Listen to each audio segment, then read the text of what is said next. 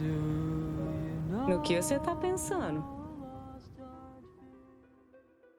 Hoje gostaria de falar sobre Cyberpunk 2077, mais precisamente a partir do patch 2.0 em diante. Mas antes disso, uma breve introdução sobre o meu primeiro contato com o game.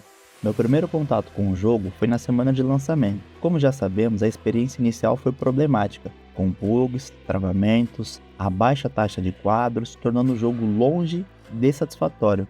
E com isso, como qualquer outra pessoa sensata, eu resolvi esperar. Esperei tanto que, quando o jogo ficou bom, eu sequer tinha um computador. Essa era a minha situação. A única alternativa para jogar era pagar mais de R$ 200 e jogar via streaming. Então eu me perguntei, por que não? Então, assim eu fiz. Como já sabemos, Cyberpunk 2077 foi desenvolvido pela nossa queridíssima CD Projekt Red, com o lançamento ocorrendo em dezembro de 2020, sendo um jogo de mundo aberto com ação e elementos de RPG. Mas já sabemos de tudo isso, então vou focar nos pontos que eu gostaria de abordar neste vídeo, como história, jogabilidade, os lados positivos e negativos, e a minha opinião, é claro, sobre o jogo.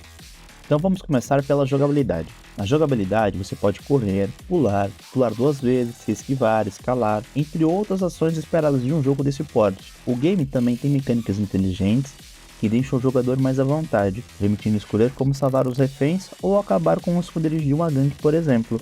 Uma mecânica que merece destaque é o hack rápido. Ele permite que você seja furtivo e mortal, ou aumente ainda mais o dano que você pode causar aos inimigos. Embora se assemelhem um pouco aos hacks de Watch Dogs, a ambientação de Cyberpunk permite que isso seja levado tudo ao nível acima.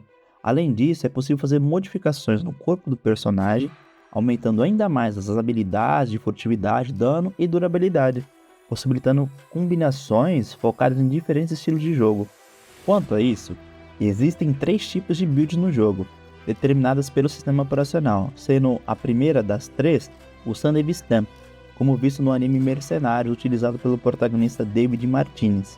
Ela tem como efeito desacelerar o tempo e é recomendado utilizar com armas brancas, por exemplo uma espada ou algo do tipo, e eu acredito que é uma das melhores builds para quem quer focar no combate a curta distância.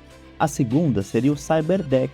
Ela permite o uso dos hacks rápidos, como invadir sistemas de câmera, hackear implantes cibernéticos dos inimigos, e essa build é voltada para a furtividade, que combina muito bem com armas inteligentes, e ela é bem apelativa. E a terceira seria o Frenesi.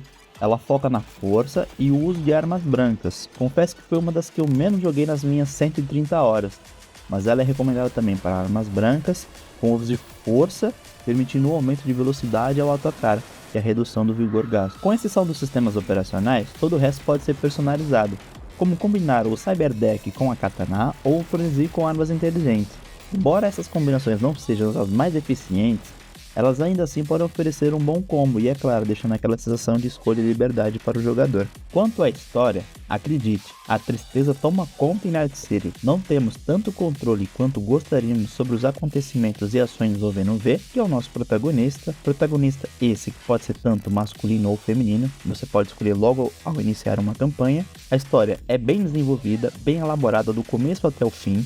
Sempre somos apresentados a novos personagens com muita personalidade e carisma. O jogo sempre te mantém entretido, há sempre algo novo a se fazer, lugares para descobrir, quests para serem resolvidas. Mas nem tudo são flores em Night City. Ainda assim, o game apresenta um grande vazio emocional, que na minha opinião seria a trama, que nos afunda em desgraças contínuas, conflitos internos, onde temos dificuldades em lidar com os próprios sentimentos, fazendo escolhas que podem ou não terminar em um final feliz. E isso tudo para solucionar um único problema que é nos apresentado logo no início do jogo. Mas isso até que não é um grande erro, porque afinal de contas as missões são boas, os personagens têm suas características únicas e a dublagem é excelente na minha opinião. E vale até um destaque para a personagem Panam Palmer, cuja voz e sotaque deixam as missões com ela mais divertidas. Ela traz aquele clima de cidade do interior e é muito legal. É um personagem que temos muita interação no decorrer da gameplay e acredite, você vai se envolver. No entanto, sinto falta de mais profundidade na trama principal. Existe talvez 2 dúzias de missões principais, onde eu me senti apenas parte de um problema sem algo mais significativo. Depois, a necessidade de farmar itens para aprimorar os equipamentos tira o foco da missão, do diálogo e do desenvolvimento da história. Há uma sensação que falta algo que nos faça sentir verdadeiramente tristes ou felizes. Um bom exemplo sobre isso é Red Dead 2, onde o envolvimento com o personagem e os problemas ao redor faz com que a gente sinta parte de toda aquela equação, que a gente queira vivenciar tudo aquilo. Mas apesar disso, o jogo nos obriga a fazer escolhas, especialmente diante de momentos difíceis e as suas consequências negativas. Em outras palavras, o que eu quero dizer é que a trama principal se desenvolve rapidamente e poderia talvez ter mais conteúdo. O jogo contém centenas de missões secundárias, em que sua maioria são tarefas de leve trás e são boas para ganhar experiências e recursos, mas nada além disso.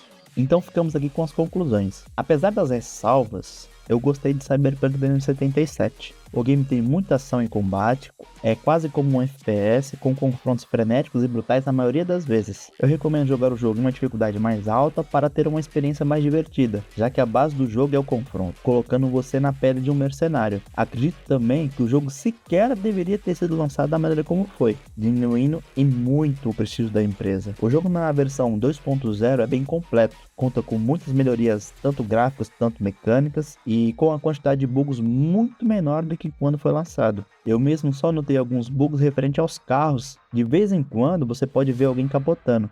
E foi só.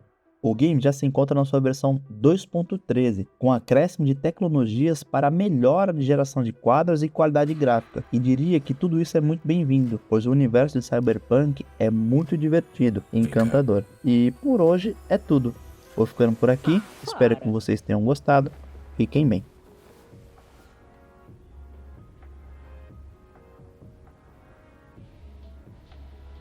Como é que vai?